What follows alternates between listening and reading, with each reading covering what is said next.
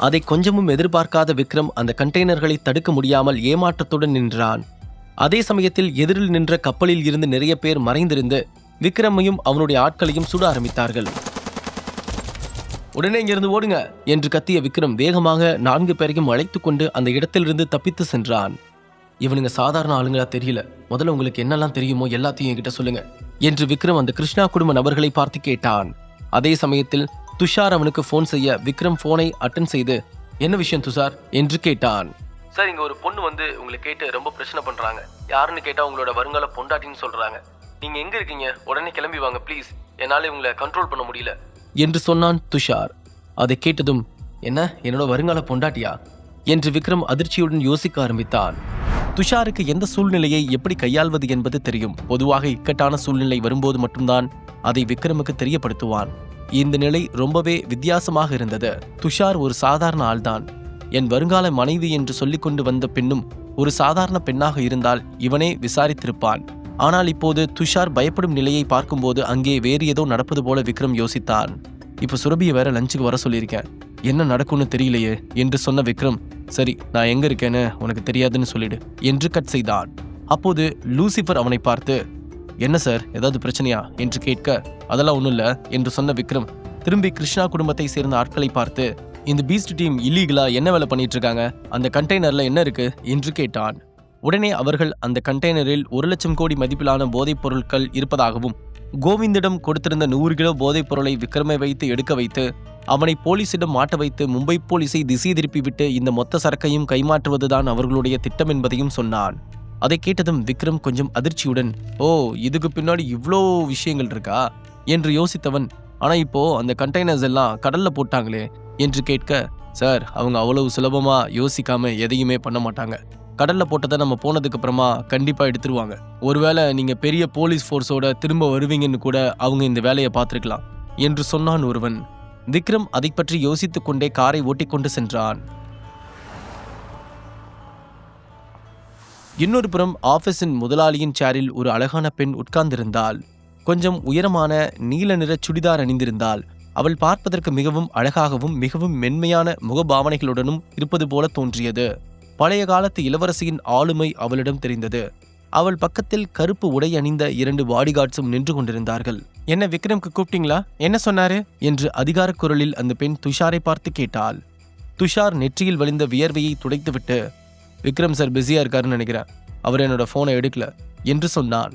விக்ரம் அவனிடம் கேட்டுக்கொண்டதினால் துஷார் வேண்டுமென்றே பொய் சொல்ல வேண்டியதாக இருந்தது. துஷார் சொன்னதை கேட்டதும் அந்த பெண் ஏதும் பேசாமல் அவனை பார்த்து முறைத்தாள். அவனுக்கு என்ன பேசுவது என்று தெரியாமல் அப்படியே நின்றிருந்தான். துஷார் பொய்தான் சொல்கிறான் என்பதை அவன் கண்கள் காட்டிக் கொடுத்து விடுமோ என்று அவன் பயந்து கொண்டே நின்றிருந்தான். விக்ரமை தேடி வந்த பெண் மும்பையில் இருக்கும் ஒரு பெரிய பணக்கார குடும்பத்தை சேர்ந்த பெண். அவள் பெயர் சுவிக்ஷா. இப்போது சுவிக்ஷா விக்ரமின் வருங்கால மனைவி என்று அவ்வளவு தைரியமாக ஏன் பேசுகிறாள் என்று துஷாருக்கு சுத்தமாக புரியவில்லை.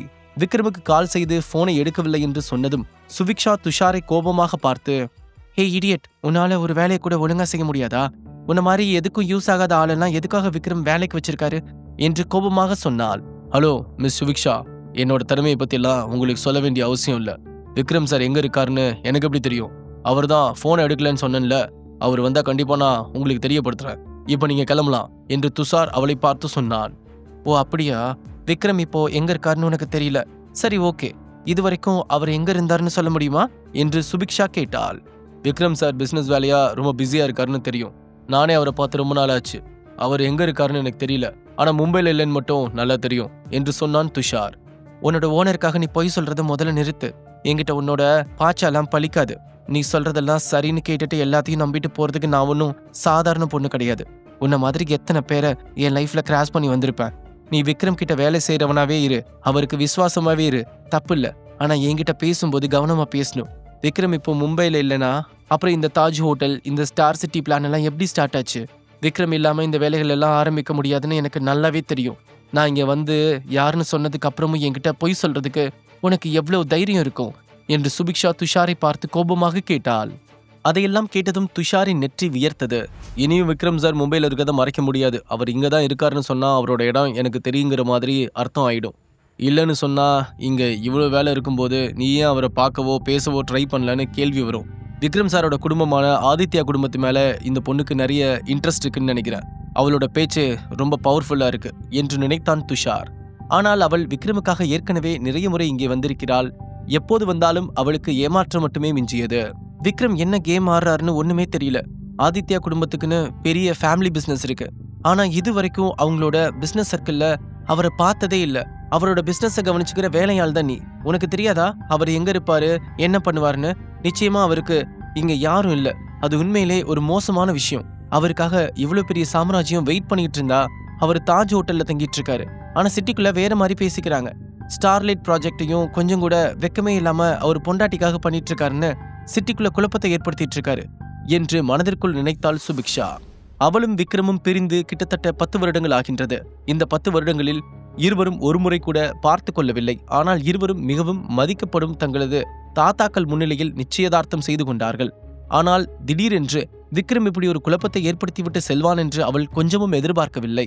உடனே சுபிக்ஷா தனது பாடிகார்ட்ஸை பார்த்து அவன் கையில் இருக்கிற போனை வாங்கு என்று சொல்ல 2 பேர் துஷாரை நோக்கி வந்தார்கள். அதை பார்த்ததும் துஷார், ஏய் உங்களோட லிமிட் அவ்வளவுதான், தேவையில்லாம என் மேல கை வச்சா நடக்கிறதே வேற என்று கோபமாக சொல்ல அருகில் நின்றிருந்த பாடிகார்டிடம் துப்பாக்கியை வாங்கிய சுபிக்ஷா துஷாரை சுற்றிலும் சுட்டாள். அந்த அறைக்குள் இருந்த பொருட்கள் எல்லாம் உடைந்து சிதறியது. அதை பார்த்து துஷாருக்கு பயங்கர அதிர்ச்சியானது. இவன் நிஜமாவே பொண்ணுதானா இல்ல சைக்கோவா, வந்தவுடனே இந்த போடு போடுறா என்று நினைத்தபடி அப்படியே நின்றிருந்தான். அதற்கு மேல் அவர்களை எதிர்க்க அவனுக்கு மனம் வரவில்லை. பாடிகார்டு ஒருவன் துஷாரின் போனை வாங்கி கொண்டு வந்து சுபிக்ஷாவிடம் கொடுக்க அவன் போனில் கால் ஹிஸ்டரியை எடுத்து பார்க்க அதில் கடைசி கால் விக்ரமுக்கு தான் செய்திருந்தான் என்பதை சுபிக்ஷா கண்டுபிடித்து விட்டாள். உடனே அவனை பார்த்து கோபமாக முறைத்தபடி அந்த நம்பருக்கு டயல் செய்தாள். என்ன இப்பதானே பேசணும், அதுக்குள்ள மறுபடியும் கூப்பிடுறான் என்று நினைத்தபடி விக்ரம் போனை எடுத்து ஹலோ என்று சொன்னான். அந்த குரலை கேட்டதும் சுபிக்ஷாவின் கண்கள் தானாக கலங்கியது. அதே நேரத்தில் துஷாருக்கு விக்ரம் இருக்கிற இடத்த பத்தி தெரிஞ்சிருந்தும் எதுவும் சொல்லாம மறைச்சிருக்கான். எவ்வளவு தைரியம் அவனுக்கு என்று நினைத்தபடி கோபமாக துஷாரை பார்த்து முறைத்து கொண்டே விக்ரம் எங்க இருக்க என்று கேட்டாள் சுபிக்ஷா. யார் நீ என்று விக்ரம் நிதானமான குரலுடன் கேட்டான். அதை கேட்டதும் சுபிக்ஷாவின் கண்கள் கோபத்தில் சிவந்தது. அவளுடைய உதடுகள் நடுங்கியது. கடும் கோபத்தை அடக்கியபடி உன்னோட குரல் எனக்கு என்னமோ ஞாபகத்துல இருக்கு. என்னோட குரல் உன்னோட ஞாபகத்துக்கு வரலையா? நான் உன்னோட வைஃப் என்று சொன்னாள் சுபிக்ஷா. என்ன என்னோட வைஃபா என்று முகம் சுளித்தபடி கேட்ட விக்ரம் மீண்டும் யார் நீ என்று கேட்டான். நான் சுபிக்ஷா விக்ரம், உனக்கு என்ன ஞாபகம் இல்லையா என்று தனது செர்ரி உதடுகளை கடித்துக் கொண்டே கேட்டாள் சுபிக்ஷா. விக்ரமுடன் நடந்த தனது நிச்சயதார்த்தத்தை அவளுடைய வாழ்க்கையில் மிகவும் விலைமதிப்பற்றதாக நினைத்தாள். அவனுடனான உறவில் எப்போதும் அவளுக்கு தனி விருப்பம் இருந்தது. விக்ரம் வீட்டை விட்டு வெளியேறியதில் இருந்து அவன் இருக்கும் இடத்தை தெரிந்து கொள்ள இத்தனை வருடங்களாக அவள் தொடர்ந்து முயற்சி செய்து கொண்டே இருந்தாள். அதற்காக அவள் தன் குடும்பத்தின் முழு அதிகாரத்தையும் பயன்படுத்தினாள். கடைசி நேரத்தில் ஆதித்யாவின் குடும்பம் ரெட்டி குடும்பத்தால் அழிக்கப்பட்டது. அதில் விக்ரமும் இறந்து விட்டான் என்று நினைத்து அவனை தேடுவதை கைவிட்டாள் சுபிக்ஷா. ஆனால் விக்ரம் மீண்டும் மும்பைக்கு வந்து ஆதித்யா குடும்பத்தின் அதிகாரத்தை பறிப்பான் என்று அவள் கொஞ்சமும் எதிர்பார்க்கவில்லை. சுபிக்ஷா விக்ரமை பற்றிய ஒருவித அவநம்பிக்கையில் விழுந்தாள். அப்படிப்பட்ட நிலையில் விக்ரமை பற்றி அவள் தெரிந்து கொண்டது பெரிய விஷயமாக நினைத்தாள். இப்போது விக்ரமின் குரலை கேட்டதும் அவளுக்குள் ஒரு இனம் புரியாத குழப்பம் எழுந்தது. விக்ரமும் சில நொடிகள் யோசித்தான். சுபிக்ஷா என்ற பெயர் அவனுக்கு பரிச்சயமான பெயராக தெரிந்தது. சிறிது நேரத்திற்கு பிறகு அவனுடைய நினைவில் ஒரு சிறிய எண்ணம் உருவானது. அவளை பற்றிய ஞாபகம் அவனுக்கு கொஞ்சம் கொஞ்சமாக நினைவில் வந்தாலும் அவளுடைய தோற்றத்தை முழுவதுமாக மறந்துவிட்டான். விக்ரமின் தாத்தா ஆதித்யா கூட சுபிக்ஷாவை பற்றி விக்ரமிடம் கேட்டபோது அவன் எதுவும் பதில் சொல்லவில்லை. அவனுக்கு சுபிக்ஷாவை தெரியும், ஆனால் அவளை பற்றி அவன் கவலைப்பட்டதில்லை. மேலும் அது அவனுக்கு தேவையும் இல்லை. அதனால் விக்ரம் கொஞ்சம் நிதானமாக சுபிக்ஷாவிடம் உனக்காக நான் என்ன பண்ணணும், ஏதாச்சும் ஹெல்ப் வேணுமா என்று கேட்டான். அதை கேட்டதும் சுபிக்ஷா கொஞ்சம் வலி நிறைந்த சிரிப்புடன் ஓ ஹெல்ப்பா விக்ரம், நீ என்ன பேசுறேன்னு தெரிஞ்சுதான் பேசிட்டு இருக்கியா? நமக்கு ஏற்கனவே நிச்சயதார்த்தம் ஆயிடுச்சு. அது உனக்கு ஞாபகத்துல இருக்கா? நான் உன்கிட்ட உன்னை கேட்கிறேன், இப்போ என்னை விட உனக்கு வேற ஏதாச்சும் பொண்ணை பிடிச்சிருக்கா? அந்த பொண்ணுக்காக தான் இந்த ஸ்டார் சிட்டி ப்ராஜெக்டை பண்றியா? அதனாலதான் உன்னோட ஒர்க்கர்ஸ் எல்லாம் இந்த இடத்துல வேலையில இருக்காங்களா? சிட்டில உன்னை பத்தி பேசுற விஷயம் எல்லாம் உண்மைதானா என்று சுபிக்ஷா கோபமாக கேட்டாள். உனக்கு என்ன பைத்தியமா? நீ எதுக்காக இப்படி எல்லாம் பேசிட்டு இருக்கன்னு எனக்கு நிஜமாவே தெரியல. எனக்குன்னு ஒரு வைஃப் இருக்கா, அதனால நம்ம பேசுறதுக்கு எதுவும் இல்லைன்னு நினைக்கிறேன் என்று விக்ரம் தீவிரமான குரலில் சொன்னான். அதை கேட்டதும் சுபிக்ஷாவின் கண்களிலிருந்து கண்ணீர் மளமளவென வழிந்தது. என்ன சொல்ற விக்ரம் என்று அதிர்ச்சியில் அவனிடம் கேட்டாள். போனை பிடித்துக் கொண்டிருந்த அவளுடைய கைகள் நடுங்கியது. சுபிக்ஷாவின் அப்பா ஆதவன் சிறுவயதில் இருந்தே அவளை வீட்டின் ராணியைப் போல வளர்த்தார். அவள் மிகவும் ஆடம்பரமாக எந்த குறையும் இல்லாமல் வளர்ந்தாள். நாடு முழுவதும் இருக்கும் குடும்ப பின்னணி பெண்களை ஒப்பிட்டு பார்த்தால் அவளைப் போன்ற அழகான திறமையான பெண்களை விரல் விட்டு எண்ணி விடலாம். அந்த அளவிற்கு பெரிய இடத்தில் எந்த குறையும் இல்லாமல் வளர்ந்தவள் இன்று விக்ரமால் அவமானப்படுத்தப்பட்டு நின்றாள். என்ன விக்ரம் பேசிட்டு இருக்க? கிட்டத்தட்ட 10 வருஷமா நான் உன்னை தேடிட்டு இருக்கேன். ஆனா உனக்கு கல்யாணம் ஆயிடுச்சுன்னு இப்படி அசால்ட்டா சொல்ற. என்ன எப்படி அவ்வளவு சீக்கிரமா மறந்துட்டு இன்னொரு பொண்ணை கல்யாணம் பண்ணிக்க முடிஞ்சது? என்னை ஏமாத்துறன்னு கொஞ்சம் கூட உனக்கு குற்ற உணர்ச்சியே வரலையா என்று ஆதங்கத்துடன் கேட்டாள் சுபிக்ஷா. விக்ரம் ஏதும் பேசாமல் அமைதியாக இருந்தான். சொல்லு விக்ரம், ஏன் எதுவும் பேசாம இருக்க? அந்த பொண்ணு யாரு? என்னை விட அழகுலையும் அந்தஸ்துலையும் வெற்றான பொண்ணாவ, எனக்கு அவளை பார்க்கணும் என்று தீவிரமாக சொன்னாள் சுபிக்ஷா. அவள் கண்களில் கோபமும் ஏமாற்றமும் தெரிந்தது. இருந்தாலும் கண்களில் இருந்து வழியும் கண்ணீர் மட்டும் நிற்கவே இல்லை. இங்க பாரு சுபிக்ஷா, எனக்கு ஏற்கனவே கல்யாணம் ஆயிடுச்சுன்னு சொன்னதுக்கு அப்புறமும் நீ என் ஒய்ஃபை பார்க்கணும்னு சொல்றதெல்லாம் சரியில்லை. இதுக்கு மேல எனக்கு ஃபோன் பண்ணாத, எனக்கு நிறைய வேலை இருக்கு என்று சொன்னான் விக்ரம். எனக்கு உன்னை பார்க்கணும், நீ உடனே இங்க வா என்று சுபிக்ஷா சொல்ல, உடனே வந்து பாக்குறதுக்கெல்லாம் எனக்கு டைம் இல்ல என்று சொல்லி முடிக்கும் முன்பே, நீ வரலனா உன்னோட ஆளு துஷாரை நான் கொன்றுவேன் என்று நேரடியாக மிரட்டினாள். அவள் அந்த வார்த்தையை சொன்னதுமே விக்ரமுக்கு பயங்கரமாக கோபம் வந்தது. இங்க பாரு, என்னோட ஆளுங்களுக்கு மட்டும் ஏதாவது ஆச்சு, ஒண்ணு மட்டும் இல்ல, உன்னோட மொத்த குடும்பத்தையும் நேர்ல வந்து கொடூரமா கொல்லுவேன். தேவையில்லாம எனக்குள்ள இருக்க மிருகத்தை சீண்டி பார்க்கணும்னு நினைக்காத என்று ஆக்ரோஷமாக சொல்லிவிட்டு போனை கட் செய்தான். உண்மையிலேயே அவனுடைய மிரட்டலில் சுபிக்ஷா கொஞ்சம் பயந்து போனாள். சிறிது நேரம் அமைதியாக அப்படியே நின்றவள் தன்னுடைய ஆட்களை அழைத்துக் கொண்டு உடனே அந்த இடத்தை விட்டு கிளம்பினாள். வெளியில் வந்து அவள் தனது பாடிகார்ட்ஸை பார்த்து, நீங்க 2 பேரும் ஸ்டார் சிட்டிக்கு போய் அபினவ் அவங்களோட ஆளுங்க எல்லாரையும் யாருக்கும் தெரியாம கவனிங்க. நீங்க திரும்ப வரும்போது விக்ரமை பத்தி ஏதாச்சும் தெரிஞ்சுக்கிட்டு தான் வரணும் என்று சொன்னாள். தனக்கு மனைவி இருப்பதாக விக்ரம் மிகவும் நம்பிக்கையுடன் கூறினான். ஆனால் அதை சுபிக்ஷாவால் ஏற்றுக்கொள்ள முடியவில்லை. அவள் மிகவும் பொறாமையாகவும் கோபமாகவும் உணர்ந்தாள். உனக்கு இதுக்கு முன்னாடி எத்தனை கல்யாணம் வேணாலும் ஆயிருக்கட்டும், ஆனா நான் உன்னை கண்டுபிடிச்ச நிமிஷத்துல இருந்து நீ எனக்கு தான் சொந்தம். நீ இல்லாம என்னால ஆதித்யா குடும்பத்துக்கு போக முடியாது.